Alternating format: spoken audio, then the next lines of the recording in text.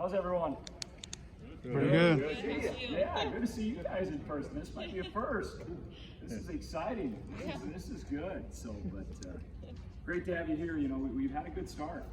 We've had a good start offensively, and so excited about that. You know, just as I'm sure Coach alluded to, but to be kind of have a pretty normal spring, and then now leading into fall camp, it's just great. The different things you can do with the meeting time and the walkthrough times and things of that nature to really teach our guys and kind of take them to another level mentally, which hopefully then translates to on the field performance. So far we've been pretty good and staying healthy, and the guys are working hard. So excited about it, really excited about it. Obviously, I know you're interested in the quarterback spot. Me too, very much. You know, we started back in January. You know, really, if you think about the quarterback spot at every level of play, it gives the whole organization hope. And we you know, it's a challenge in our room to play at a higher level. And so those guys have been working extremely hard. Obviously, right now it's really a competitive battle between Anthony Russo and Peyton Thorne. You know, we are monitoring about everything they do to a team, and you know, they've done well. They've been very, very competitive. It kind of vacillates a little bit each and every day. You know, I guess the thing where I'm at on it is we just really only kind of have the one live scrimmage. So there's a bunch more work to get in this week, and then another good scrimmage coming up on Saturday. And so then I think once we get that, things will start to maybe unfold. But it's, I mean, as far as rep count, they're within like 2 or 3 reps.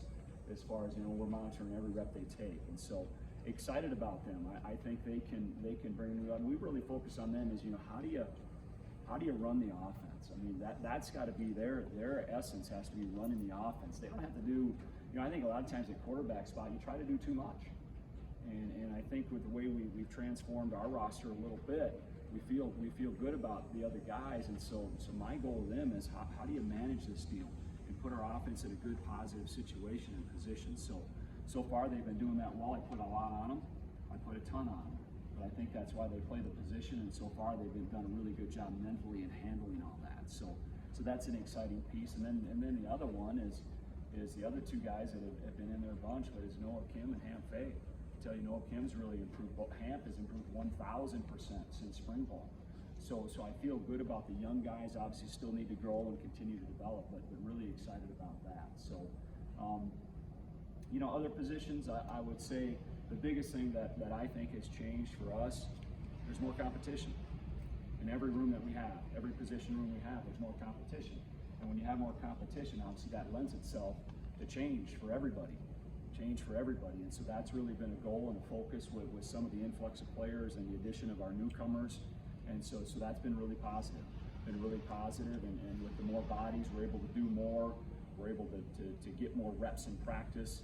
And again, that really bodes well. It bodes well for all of us, offense and defensively. But the main person it bodes well for is the quarterback, because now I can get double reps and get those guys more, and it's more evaluation tool for us as a staff and an organization. So that's what I'm excited about, and I guess I'll just open it up to you guys if you got some particular questions that you're interested in. You know, I'll call it a mixed bag. It's Saturday scrimmage. I guess what were the pluses and minuses you saw at that quarterback? Yeah, I think you know, they both did some positive things. There's a few things that I felt mentally that we needed to work on. You know, our defense does some really good stuff, and so we're continuing to work through that. So what I'm looking for is how do we get at a consistent level, at a higher level of that. And so that's what I kind of saw from them a little bit on Saturday. But as far as their command and their presence and poise, you know, we're working on so many different aspects of their game. I think they're taking steps, but obviously you still got to drive on different things there. But overall, it was solid. Jay, Mel's talked about. As an aggressive coordinator, you're an aggressive play caller in Minnesota, I guess at Georgia. Don't you have to manage, though, your talent to find out how aggressive you can be, and are you feeling that out, sort of? Yes, I think I have a much better feel for that. Absolutely. You know, it's you know, you're trying to establish and evaluate your players, certainly, and establish who are the guys, who needs to get touches to help us be explosive, to help us be aggressive. And obviously the other part is, can we keep the other guys off balance a little bit? So it is definitely a mix and a match, but now that you're around them more, you see more of our team. I think us as a whole staff are kind of finding our comfort zone a little bit more in that, and what we can do and when we can do it. Absolutely. Jay, if Russo and Thorne are still that close, going back and forth, is it possible possible you could put them both in the opener or even the first couple games, or we have a clear number one heading into Northwest? You know, I don't think we've ruled that out yet. That's a possibility. I don't know if we want to go down that road, but certainly it's a possibility. If we think as we go through it and we feel like they both give us a chance to win at a high level, and right now it's very competitive, we would consider that. But I think the initial plan is probably to try to name someone, but I think we'll know more, you know, again in a week or 7 to 10 days. Is there something you would see in a game setting that you can't see now? No, but it's just more that, again, when you get in more of the live scrimmage pieces, you know, it's a little bit different style, I think, and obviously you try to mimic that as much as you can in the practice piece, and that's why everything they're doing currently is being evaluated, you know, from every team rep to 7-on-7 rep, and so we're creating as much of that as we can, but obviously it just we need more body of work to kind of see, and the other thing that happens too kind of naturally in camp, just a natural progression for all aspects of it is, you know, things as camp goes, more things go in, and so, you know, it changes from the third day to the 12th day, because the defense has so much more in, we have so much more in, so how do they handle that? You know, so as time goes, that's going to keep mounting up. You know, actually you do more in camp than you ever do in a game, but it's a great evaluator tool to see how those guys can handle that. How is Russo's understanding of the offense? Because, you know, he was mentioning that this is the fourth one he's had to learn in 5 years, and so how is he doing in that aspect? Yeah, you know, he's actually done well. Maybe he's a quick learner because he's had so much transition there, but you know, I think Anthony has very good football IQ. He does, and he's really picked up on it very, very quickly. And we dive into it all now in the quarterback room at a pretty high level, and so I think he's kind of understanding that conceptual whole concept, and it's helped well, but he's done well. How much does the offensive line maybe play into that quarterback battle in terms of having a traditional pocket passer with a clean pocket versus the need for escapability? Yes and no. I mean, obviously, I think, you know, at the start of it, we need to try to get the clean pockets, but we know, being realistic, they're not always going to be clean. So is the quarterback able to manage that situation? And right now, I think both of them can manage it pretty well. How much different is the competition at quarterback this year compared to last year? Yeah, I think it's different. But I think there's, you know, obviously we have a different room, you know, so I think that's different. But the other thing that's different is just that we've been able to be around them more. You know what I mean? And more implement things and meet things, you know, just through having a true spring ball where, I mean, a year ago, you know, we weren't doing anything and hadn't had a chance to do anything. So I think all of them are at a different level just because of that mental opportunities that they've had just in more of a normal transition of all. Jay, Mel mentioned Harold Joyner in the script. You have a number of older wideouts. Some of the younger guys, any of those guys you expect to see on the field? And because you've got an older group there, are you able to give them sort of limited packages to help them see the field early? Yes, I like our wideout room. I think we've grown in depth there, but we're definitely going to need some of the young guys to come up and step up. You know, the guys that I kind of see, they're all doing a nice job, but Montori Foster's one that is exciting to me. Terry Lockett's really continuing to grow. You know, Christian Fitzpatrick is a newcomer. Keon Coleman's young, very raw, but obviously has very talent. So, you know, we know Jaden Reed and Speedy and all those guys at the top and Trey, but we need those young ones to come up to help us be able to. All right, everybody all right? Speedy, you okay? Yes, sir. Okay, good. We need those young guys to come up to, you know, to add depth, and then because of the older guys, you can pick and choose a little bit where to use them. But I expect those guys to keep growing, and we need them to. Jay, Mel mentioned Harold Joyner as a scrimmage, had a nice day apparently.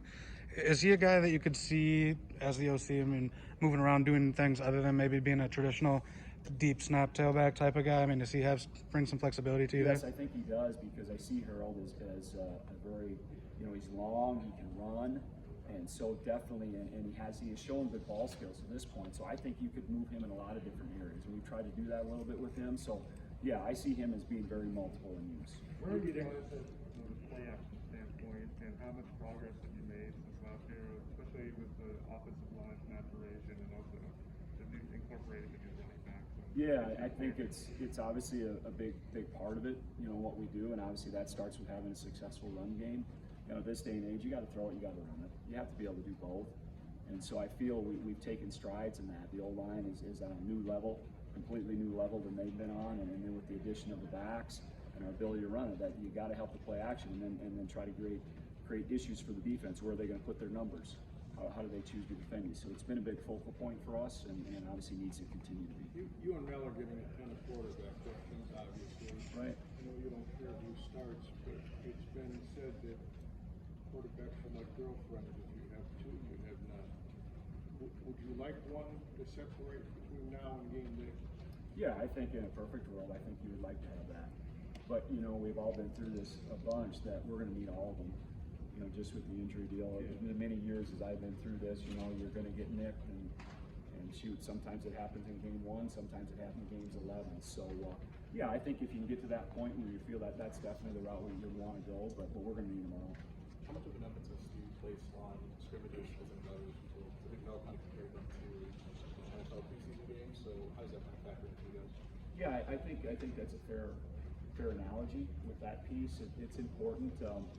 You know, when we practice, of course, we're trying to create, in a certain sense of the word, as much havoc as we can for those guys.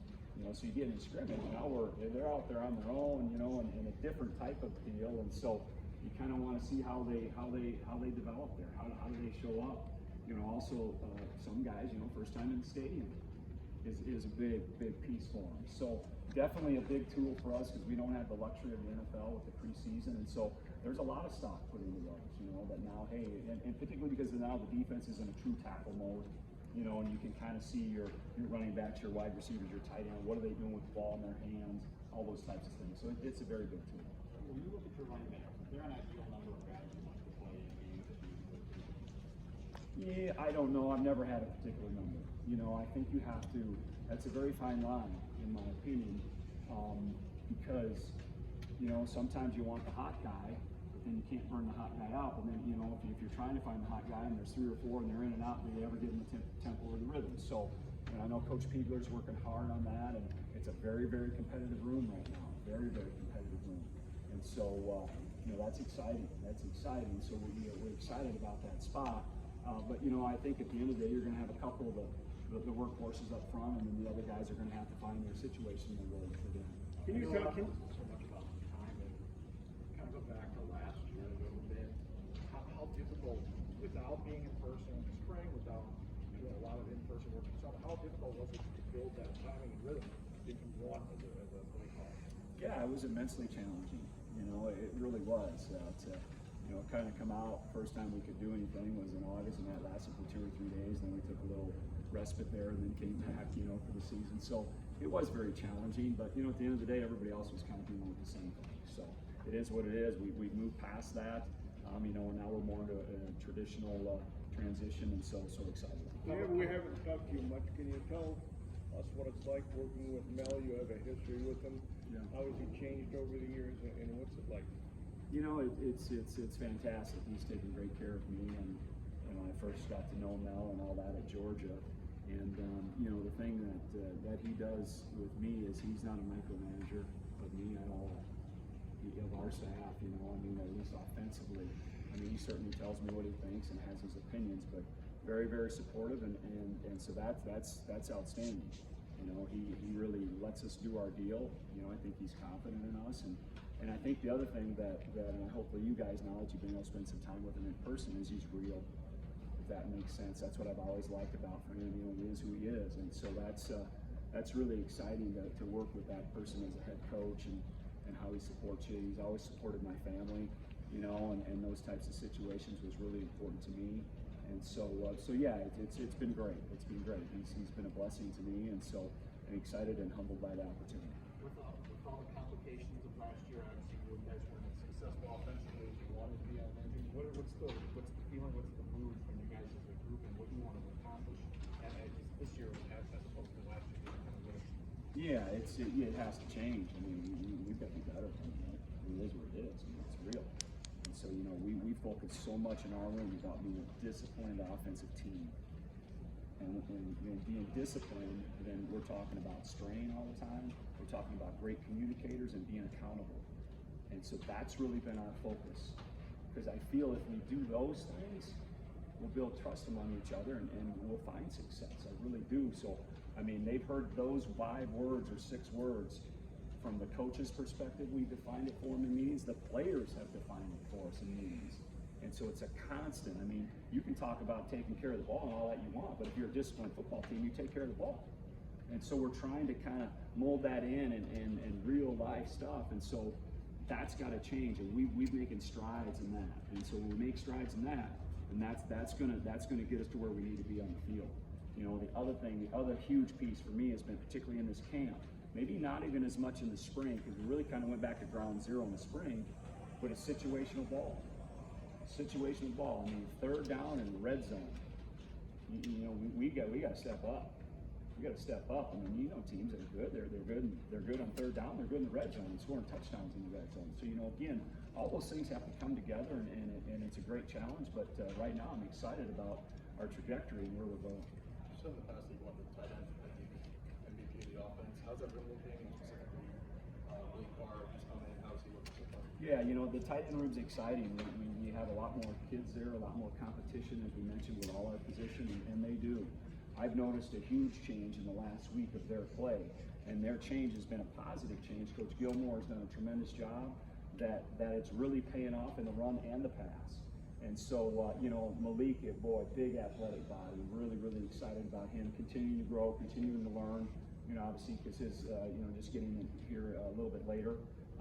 But that and just the addition of the other guys, it's really been positive. So we're looking for good things out of that room, and so far they're on pace to do that. You mentioned pressure situations and the little sample size that you have had maybe from the scrimmage or some practices. Who's the most calm and cool and collected in those situations?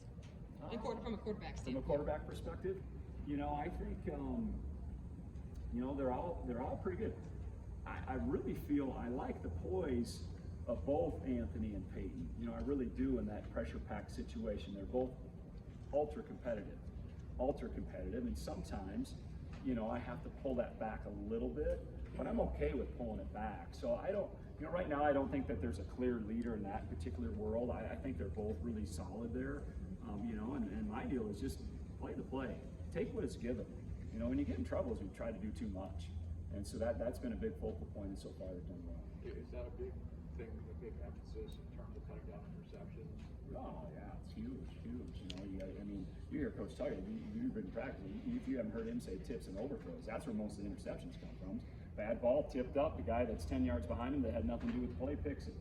You know, so tips and overthrows. So, but also just that, you know, take what is given mentality, and you know, working that piece. And if we do that, you know, you stay on course, you give yourself a chance. So yeah, that's all been a focus of everything we're doing. Jay, with the trio of wide receivers that you have, that some people are saying could be the best trio in the Big Ten, how do you, as coordinator, kind of pull yourself back to not just want to chuck the ball down the field? Right. Yes, that's a great question, because they're very, very talented. But I think, again, it comes back to, you know, people say, well, you want to have a balanced team, you know, balanced offensive approach. And I guess sure you do if the game allows you to, but, you know, to help those guys, if we can run it, and I think they know that too, if we can run the ball, it's going to help them even be better. And so it's that balance, you know, and you'll hear, we talk about it all the time, no block, no rock, you know, and you've heard probably Mel talk about that. And that's very, very evident. And so it is hard not to go that way, but then again, we have to look at the whole offensive deal and what's in the best interest of our offense.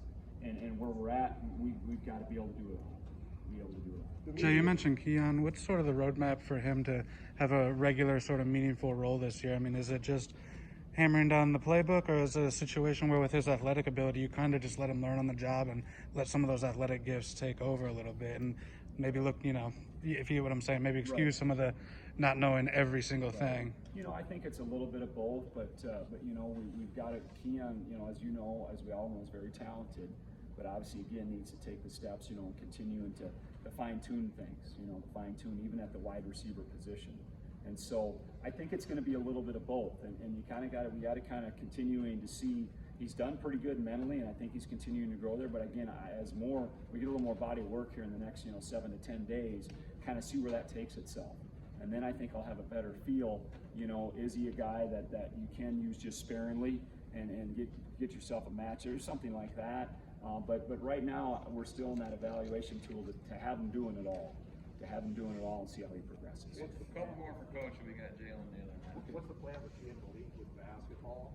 And giving, how much did, for you guys as a staff, did dealing with first course and baseball maybe help kind of? Because there's a lot you guys have been going after athletes who can't. Right. You know, I think the biggest thing, and if you look at like Adam and baseball and all that, and then with the basketball piece, it's just great lines of communication between our staffs. You know, and that's what's been outstanding. You know, us and the basketball coaches, we're definitely on the same page. You know, and right now, those guys' focus is football.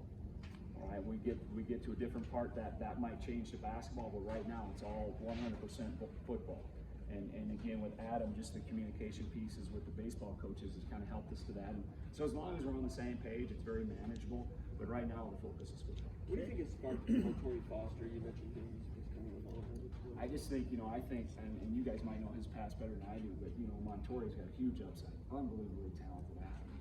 Hadn't played much football. So now, you get him in, in the situation with technique and fundamentals and get it doing it every day. And now you can just see him go, and he goes really quicker because he has so much upside. So to me, that would be just the piece that, you know, he hasn't been around football as much as maybe some of the other guys. You know, he was a tremendous basketball player, and I think he took up football later in his high school career, if I'm not mistaken. And so that's why I feel his upside is so big. Fans and media like double reverses and statue of Right. ladies. Absolutely. You don't have to tell us how big is your bag of trick plays? Not right now, not very big, but we're going to start working on that. That's the plan this next week. Now that we've got kind of the base stuff in and doing some of those things, you always got to have a few fun tricks in the game. So absolutely. Thanks, coach. Thanks, Jalen thanks Naylor everybody. up here for